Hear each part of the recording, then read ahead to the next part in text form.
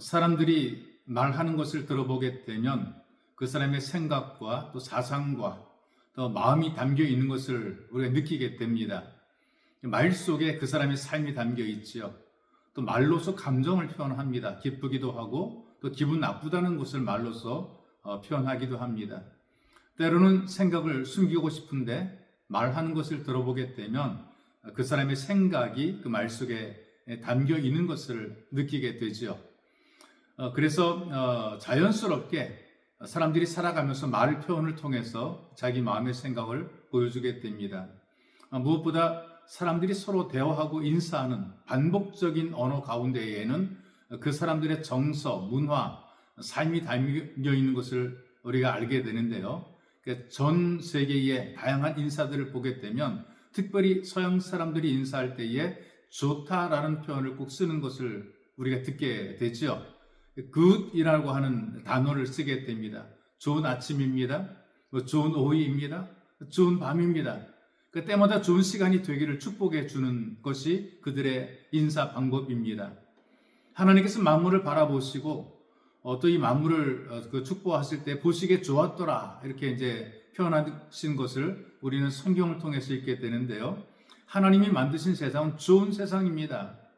하나님께서 만드신 환경은 정말 좋은 환경이죠. 이런 세상을 살아가는 하나님이 만드신 사람들은 서로 보기에 좋은 사람들이 되어야 됩니다. 이렇게 보기에 좋은 사람으로 살아가는 것, 또 보기에 좋은 삶을 살아가는 것, 이걸 우리가 은혜라고 표현하는 것입니다. 그 사람이 하나님의 은혜로 살게 되면 다 좋아지게 되어 있습니다. 좋다라는 그런 말을 하게 되어 있죠. 그래서 이 좋아지고 좋게 되는 은혜는 하나님께서 주시는 것이고 우리는 누리는 것입니다. 누가 이런 은혜를 받고 이런 은혜를 누릴 수가 있을까? 하나님 말씀인 성경이 우리에게 이 사실을 알려주십니다. 예수님에게는 육신적인 형제가 있었어요. 그 중에 야고보라는 동생이 있었는데 형이 미쳤다고 잡으려고 왔던 형제 가운데에 한 명일 수가 있습니다. 그런데 예수님의 부활을 목격한 이후에 예수님께서 그냥 집안의 큰 형님이 아닌 하나님의 아들 그리스도이신 것을 고백을 하고 믿게 됩니다. 그리고 그 예수께서 주님 되심과 그의 죽으심과 부활의 목격자로서 복음을 전하는 사도로 사명을 감당하게 되죠. 그리고 야고보서를 기록을 하게 됩니다. 바로 그 야고보서 4장 6절에 이렇게 말씀을 우리에게 해주고 있거든요. 그러나 더욱 큰 은혜를 주시나니 그러므로 일렀으되 하나님이 교만한 자를 물리치시고 겸손한 자에게 은혜를 주신다 하였느니라.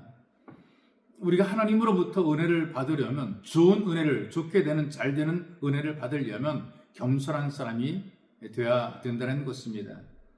지금 제가 소개해드린 말씀을 보게 되니까 교만한 사람은 은혜를 받을 수 없고 겸손한 사람에게 은혜를 베푸신다라고 선포하십니다. 여러분이 은혜가 얼마나 좋은 것입니까? 정말 편안한 것이고요. 너무나 행복한 것이고요. 그래서 은혜를 받게 되면 모든 것이 좋고 행복하고 평안합니다. 근데 이 은혜를 받지 못하게 되면 반대지요. 좋지 못하고 불안하고 불행한 것입니다. 그런데 이런 좋은 은혜를 받지 못하는 사람이 있다는 거예요. 누가? 바로 교만한 사람은 그런 은혜를 받지 못하는 것입니다. 이 교만이라는 것이 자신만만한 것이고 머리를 치켜두는 것이고 남을 얕잡아 보는 것이죠. 사람과 사람 사이에 주고받는 일에는 오랜 세월 속에서 관습처럼 정해진 법칙이 있습니다. 이를테면 이런 거죠. 상을 받는 사람은 상을 주는 사람 아래에서 받게 돼 있어요. 이게 바로 어떤 세계가 공통적으로 경험하고 느끼며 행하는 관습입니다. 그거 받는 사람은 낮은 자세로 받게 돼 있고 주는 사람은 높은 위치에서 주게 되는 거죠. 하나님의 은혜를 받는 것도 마찬가지입니다. 자세를 낮춰야 되고 머리를 숙여야 되고 허리를 굽히고 받아야 되는 것입니다. 올림픽 금메달 선수들도 메달을 받을 때에 단상에 올라가서 허리를 굽히고 머리를 숙이고 그러고 나서 그 메달을 목에 거는 모습을 목격을 하게 돼요. 근데 자기를 높이고 허리를 꼿꼿하게 세우고 머리를 들고 그러면 원하는 것을 얻지 못하게 되는 겁니다. 우리는 이런 자세, 이런 마음의 태도를 교만이라고 얘기를 하게 되고요. 바로 이 교만한 것이 하나님의 은혜를 가로막는 벽과 같아요. 이 교만은 철벽을 치는 겁니다.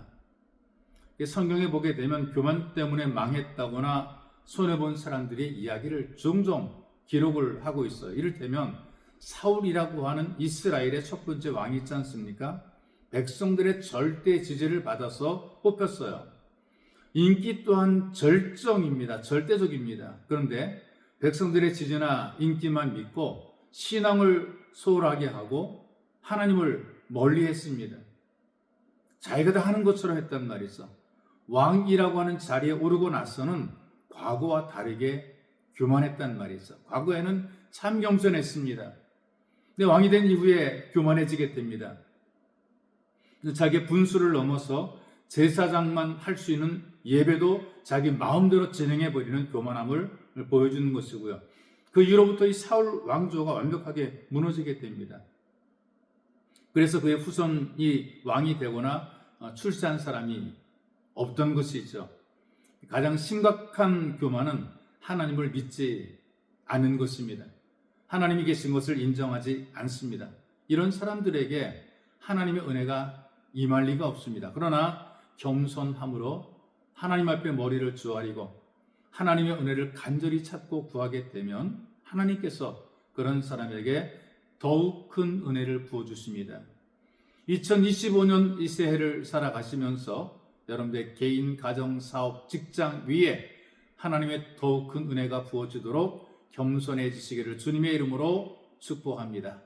참으로 좋으신 하나님 고맙습니다. 우리에게 은혜를 베푸셔서 하나님을 믿고 알게 하시니 감사합니다. 우리가 믿음으로 하나님을 고백하게 도우셔서 하나님 너무나 감사하고 하나님께 영광을 올려드립니다. 이 땅을 살면서 그 좋은 은혜, 하나님이 주시는 것을 겸손히 받아서 누릴 수 있도록 인도해 주시고 교만함을 물리치고 언제나 간절한 겸손함으로 하나님의 은혜를 누리게 도와주옵소서. 보배로우신 예수님의 이름으로 기도하옵나이다. 아멘.